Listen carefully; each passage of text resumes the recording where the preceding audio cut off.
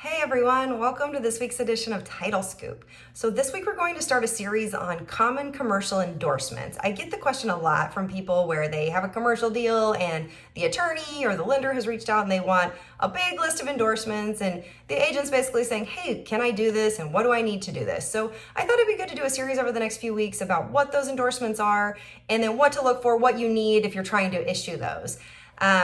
So this week though, just to get back to basics, we're going to go over kind of what endorsements are in general and how they come into play on the policy, and then when we might be issuing them. So as you guys probably know, a title insurance policy has three parts. We've got the insurance clause, so the insuring clauses, I should say, and then we've got exclusions, which are exclusions from coverage or conditions, and those include the indemnification language, and then we have endorsements. And since we're going to be focusing on endorsements, I figured we would do a definition. And an endorsement, and this is according to Ulta, is an amendment, change, alteration, deletion, or other deviation from standard stated coverage. So in order to give it, we're basically changing something, altering it, which would not otherwise be a covered matter, right? So it's a not covered matter that we're somehow giving coverage for.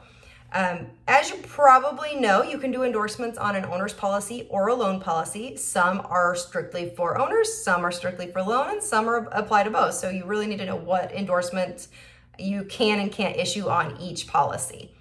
Now, I mentioned Ulta, and Ulta is involved. As many of you probably know, most endorsements are Ulta.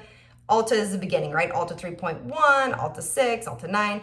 Now, not always, and we're going to go over that in a second. But Ulta comes into play because they actually promulgate the endorsement forms, but no one is actually obligated to use those. So you have the choice depending on your state insurance department.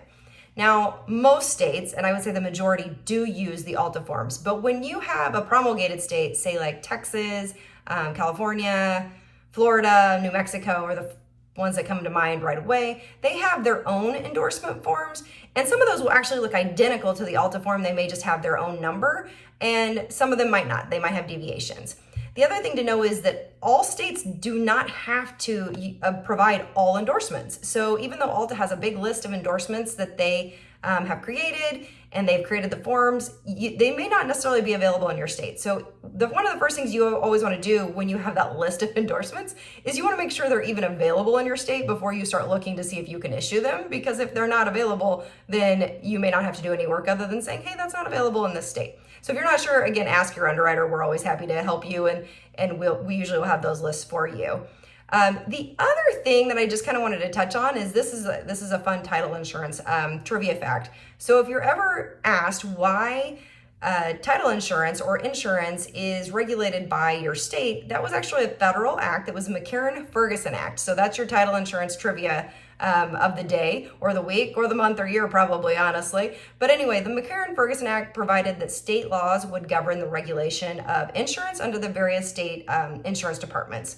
So again, if you guys know your state insurance department, you probably know whether you need filed forms, what your rate filings. There's a lot of different rules depending on your state, but that is because of the McCarran-Ferguson Act why each state gets the individual choice of how they're going to govern title insurance in our industry. So with that, we're going to call it a week. Next week, we'll get into some specifics of endorsements that are common in commercial transactions. If you guys have any questions, let me know. Otherwise, we'll see you next week.